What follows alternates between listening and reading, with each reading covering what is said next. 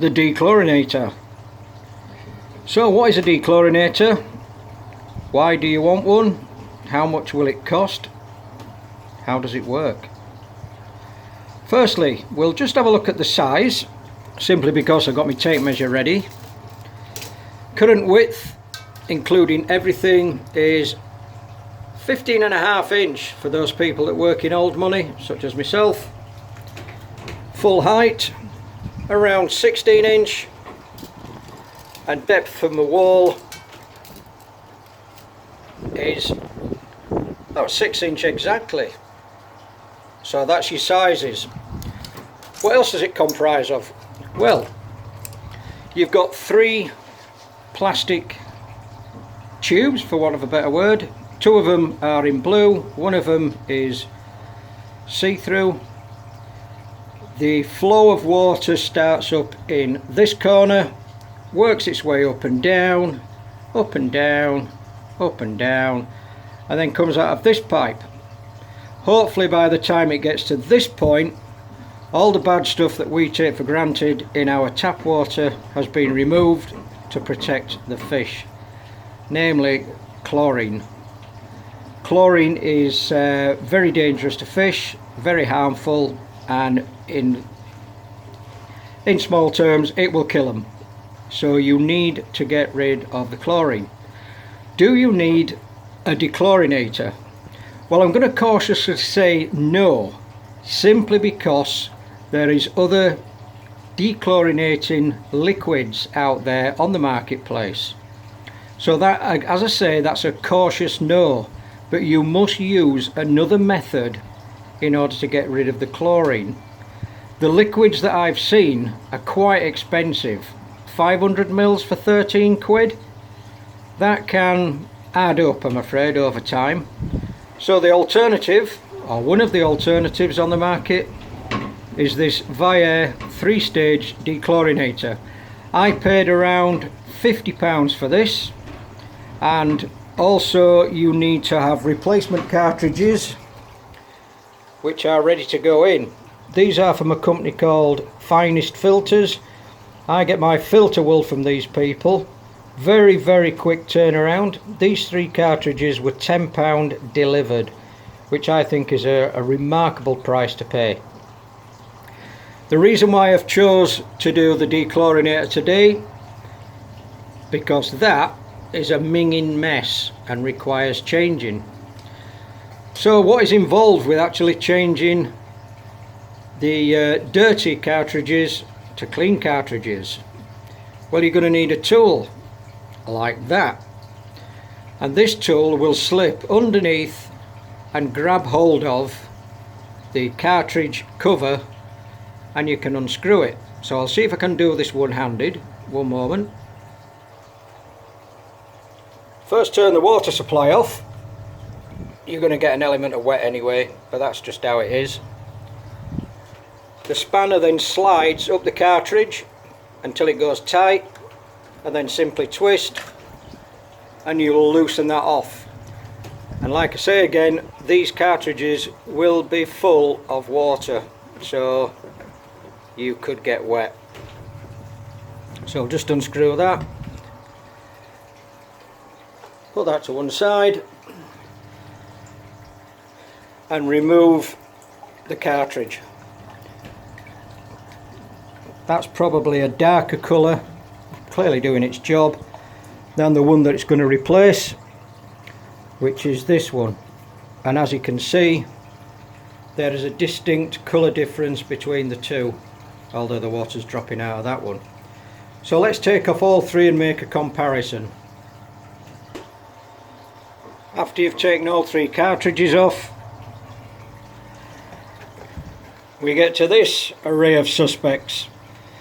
So on the right of each cartridge is the clean one.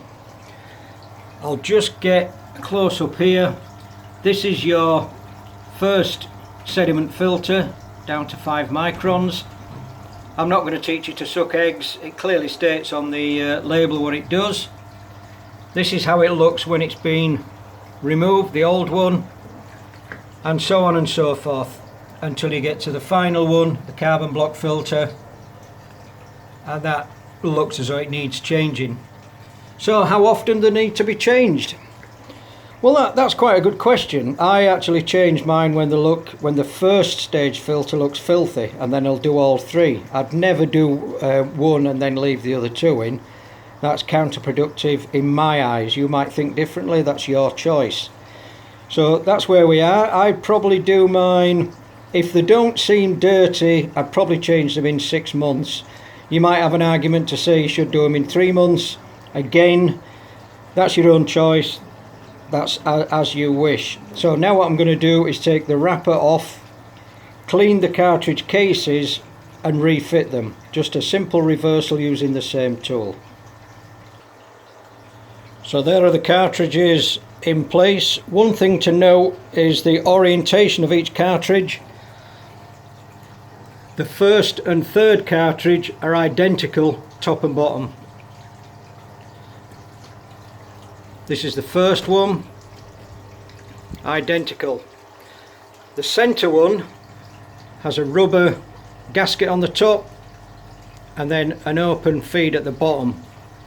That is the correct orientation for returning them into the correct cartridge. Remember that. That is all the cartridges back in place and tightened up. I put the spanner back. I'm going to turn the water back on, and as you can see, the water is now filling up in each section. That'll then pass across to this section, then to this section, and then we'll supply the pond when demand is required. What you'll notice on top is 3 red buttons. They allow the air to escape. Might not be able to hear that. As soon as you see water coming through, you can hear that. As soon as the air stops bubbling, that should be free. There you go. And the last one, perfect. So that water leak you can see is the water that collected on the top, just dripping off. I will check in about an hour's time to see if I've got any leaks, but that is how to change cartridges, in my case from a company called Finest Filters. I'm not sponsored by them, don't you worry yourself. And restart the pond supply. This 3-stage filter from Viair is a 10-inch version.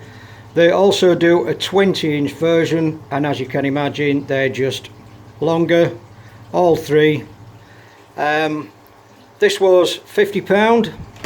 Quite happy with that. Is it worth it? Yes, 10 out of 10. Do you need it? As discussed, you need some way of dechlorinating your tap water. For those people who are struggling with, in financial terms, do your best whichever way you can to get a dechlorinator. You will probably find that it's cheaper in the long run to buy this rather than the liquid version. I'm not saying the liquid version is a bad thing, and this is purely down to cost. I'm always looking for simple ways to do things. This for me is simple. So that's really all I can say about that. As you can see from the first stage compared to the previous one, nice and snowy white, nice and clean. And I will now put on my diary either in 6 months time, or if that starts to go green and get dirty, I'll order another set and put them in storage ready for use. There's nothing much more I can say about that. It's quite a simple piece of kit. You do get various fittings when they supply. I think the first fitting, this is a washing machine pipe, would you believe, but the first fitting does come with the hose lock connector, and then the outlet. This is again an old piece of braided pipe that I found in the garage. You really don't want to go in there, it's just a menagerie of stuff. But basically you've got, I think it's 3/4 in, 3/4 out. Works perfectly. Any questions, please put them down in the comments. But that's the end of part 2 of my koi kit series. Hope you've enjoyed it. Any questions, let me know. In the meantime, take care, look after your family, stay safe.